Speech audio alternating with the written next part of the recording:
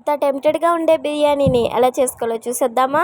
ముందు ఒక ప్యాన్ పెట్టుకుని ప్యాన్లో గీ, బిర్యానీ స్పైసెస్, చిల్లీస్, ఆనియన్స్ వేసేసుకుని కొంచెం గోల్డెన్ బ్రౌన్ కలర్లో వచ్చిన తర్వాత చిన్న చిన్న ముక్కలుగా కోసుకున్న టమాటో పీస్ వేసుకుని బాగా మగ్గిన తర్వాత ముందుగా కడిగి పెట్టుకున్న కొత్తిమీర, పుదీనా కూడా వేసుకుని టేస్ట్కి సరిపడినంత సాల్ట్ కూడా వేసుకుని స్పైసెస్ సరిపడా కొంచెం కారం, గరం మసాలా కూడా వేసుకుని ఫ్రై చేసుకుని ముందుగా కడిగి పెట్టుకున్న గోంగూర కూడా వేసేసుకుని కొంచెం మగ్గిన తర్వాత గోంగూర మగ్గిన తర్వాత అల్లం వెల్లిగడ్డ పేస్ట్ కూడా వేసుకుని అది కొంచెం పచ్చివాసన పోయే వరకు కలుపుకోవాలి.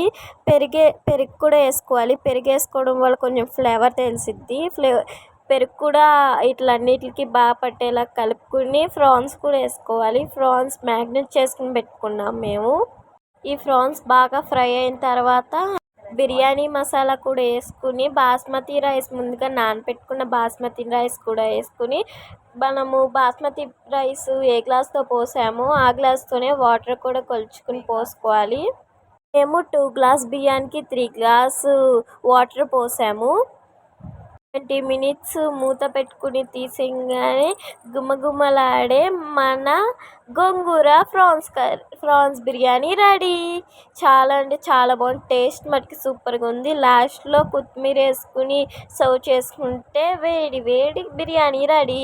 నాకైతే పిచ్చి నచ్చింది. ఈ వీడియో నచ్చినట్టయితే సబ్స్క్రైబ్ చేయండి. Bye bye.